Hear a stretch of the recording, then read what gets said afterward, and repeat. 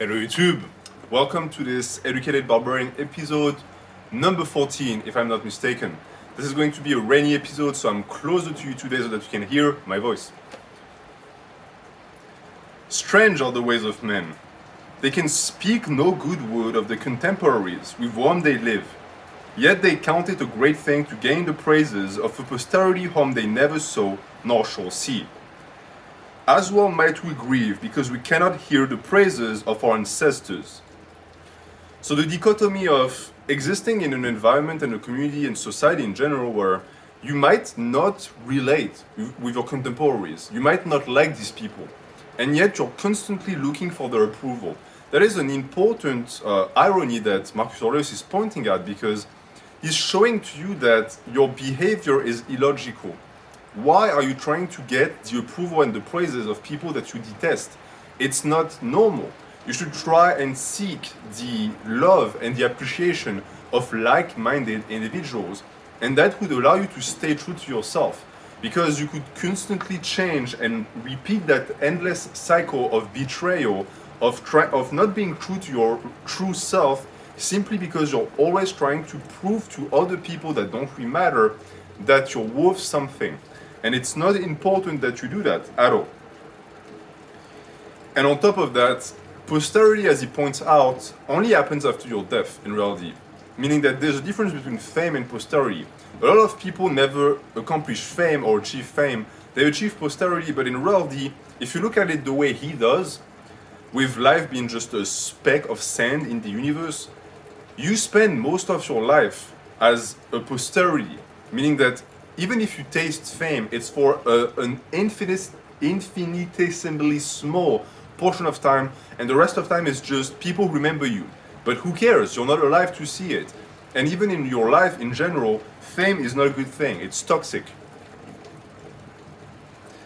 And as far as the ancestors thing, he's also saying it's funny that you would wonder and worry so much about whether or not people are going to remember you when you don't care if your ancestors can see you, because it's on the same level.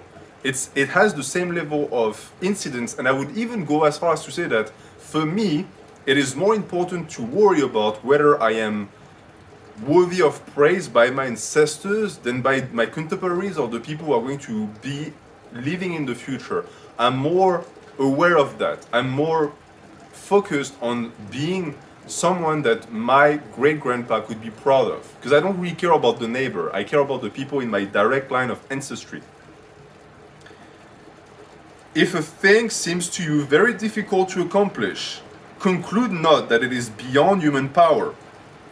But if you see that anything is within man's power and part of his proper work, conclude that you also may attain to it. Perfectly applicable to bodybuilding. Never say, oh, this is impossible. Say, okay, it is possible under X or Y factors or environments. And that is going to open a new path to you, because the worst thing you can do is apply limitations to yourself. Because the only person on earth that can limit you is yourself. And a lot of people who have limits, who have barriers, who have a potential that they cannot somehow surpass, all of that was created in their brains. They made that for themselves.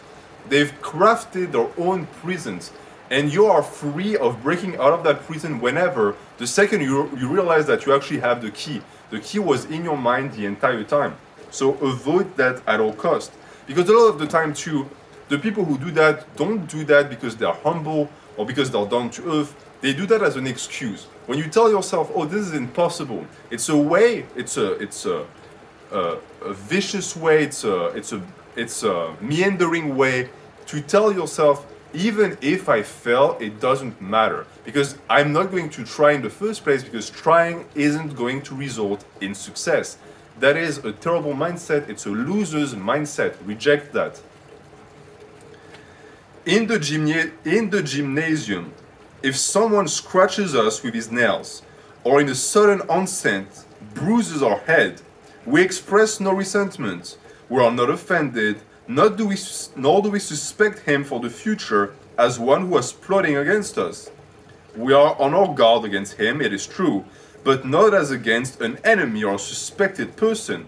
In all good humor, We simply keep out of his way. Let us thus behave in other affairs of life, and overlook the many injuries which are done to us, as it were, by our antagonists in the gymnasium of the world. As is said, we may keep out of their way, but without suspicion or hatred. So in terms of pure function and being practical in life, that might be a bad advice. And if you watch some of my videos, you know that I speak strongly against being too lenient, because there are certain cockroaches that survive in this society and life strictly because people around them were too kind and didn't squash them when they had the chance. And it's not just for the sake of society, it's also for the sake of these people. Because when you put them in their place, they learn not to misbehave, and then they can actually integrate society as a productive member. And when you never correct them, they continue in their exploitation, they continue in their manipulative way, because no one is there to put them on the right track. Marcus Aurelius tells you that this is fine and all, but don't let that get to your head. Don't become emotionally invested in the crushing of these people, because it is actually going to be toxic for you. What he's saying is, if you got hurt, you are perfectly justified in avoiding that person, right? No one has the right to tell you, oh no, if you do that, you're being xenophobic. No, it's your own person, you are worthy of protection, avoid dangers. Your brain and your instinct carried you through life, and evolution got you to that point with your ancestors managing to survive because you have a strong survival instinct. So continue doing that, continue learning, and continue avoiding things that could potentially end your life. But don't let it become a fear. Don't let it become something that you're invested in and think about all the time. Just keep it logical.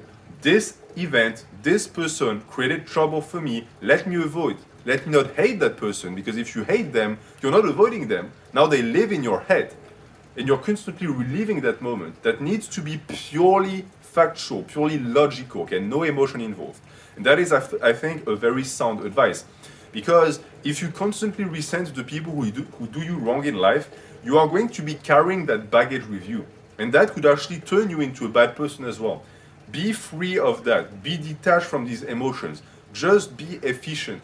If you're going to go on a crusade against a person, it needs to be because you see them as an actual danger for society. Okay? It can't just be because they are a danger to you, because you could just be avoiding them. So that's pretty much the point of Marcus Aurelius, and I really like the gymnasium comparison here. Because as you know, people back in the day actually spent a lot of time training, not just reading books. If anyone can convince or shew me that I am wrong in thought or deed, I will gladly change. It is truth that I seek, and truth never hurt any man. What does hurt a persistence in error or ignorance? So, a crucial point, because a lot of people, and Stoics are the main offenders of that mindset, think that being a Stoist is refusing to change one's point of view. It's being rigid. Like they think, oh, stoic, you're rightful, you don't move. No, that's not stoicism. Stoicism is not a book full of recipes that you have to follow to succeed through life. Rather, it's a guideline, it's a way to conduct yourself, but it doesn't tell you exactly how to. It gives you broad directions, and that's what makes it, I think, so applicable and so genius in a sense. Marcus Aurelius tells you that anything that is the truth fits with the Stoist agenda. The Stoicism only follows the truth, and the truth cannot hurt you, it only liberates you.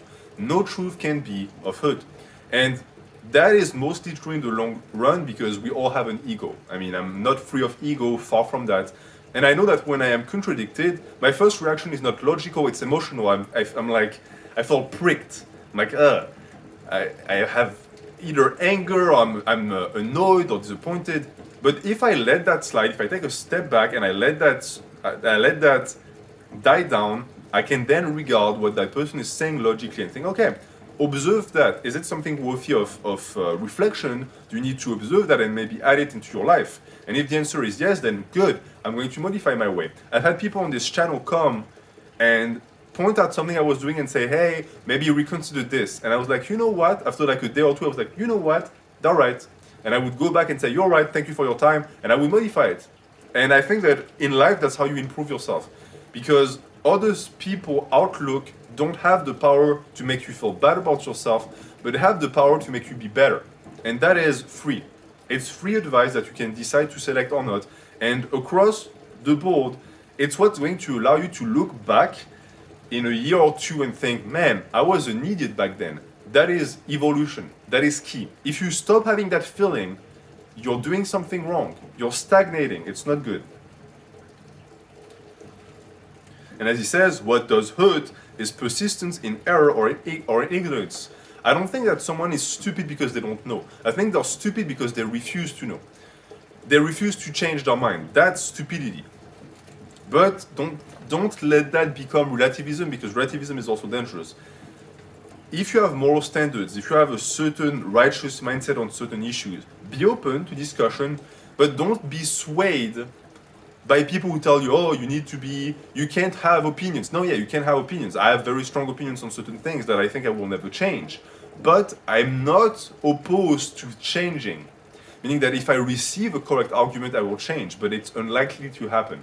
That's a backbone. You need an intellectual backbone, because if you don't own one, you're going to just be flimsy. You're going to be a fence sitter, and no one likes a fence sitter. You need to be involved in life. You need to actually wait in. It's the right semantic term. Wait in. I do my duty, and for the rest, I'm not distracted by anything which is inanimate or irrational, or which has lost or ignores the proper way. So that's a perfect follow-up with what you just wrote, and I think it makes total sense, because this was Marcus Aurelius' journal. So he wrote that first thing, then he was, okay, but you know what? There's also moments in my life where I'm not going to allow myself to be swayed by arguments, and that's when something is inanimate, so wealth, objects in general, don't have the power to move the mind of the spiritual human, and two, irrational, so someone who's not logical. You have a ton of people who possess the ability to look logical, who can write like something who is logical, but who are not logical. And they're actually, I wouldn't say dangerous, but they're like predators.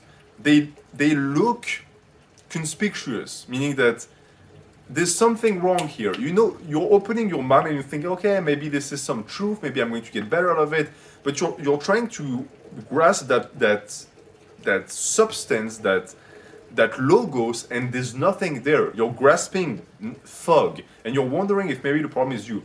The problem is not you just met someone who's irrational, and so their argument might look rational, but it in depth isn't. And that can actually lead to more moral relativism and intellectual relativism that is actually quite dangerous, because it's the death of the spirit.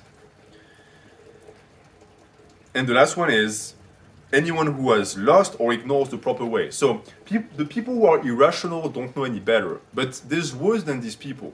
There are the people who have at some point had reason and gave up on it for whatever means that they decided, or ignore it altogether, meaning that they're not even aware of its existence. These people are also dangerous and need to be avoided, as per Marcus Aurelius' advice.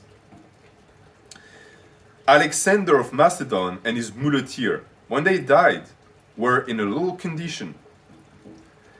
They were either alike resumed into the seminal source of all things, or alike dispersed among the atoms. So, a comparison that is redundant at some point, and you're going to see that I'm going to stop quoting it at some point. But again, the comparison between someone who is still remembered to this day, for some seen as one of the greatest conquerors of all times, and his muleteer was just a guy who took care of mules. What is the difference between them right now? Nothing. They're either back to the source, or they're just dust. And the memories that we have of them, as great as they might be, as many statues as we might have built, don't matter, because they're not here to see it. It doesn't do anything for them. Is it not cruel to restrain men from pursuing what appears to be their own advantage? And yet, in a manner, you deny them this liberty when you shew anger at their errors. Men are assuredly attracted to what seems to be their own advantage. Yes, you say, but it is not their advantage. instruct them then and make this evident to them, but without anger.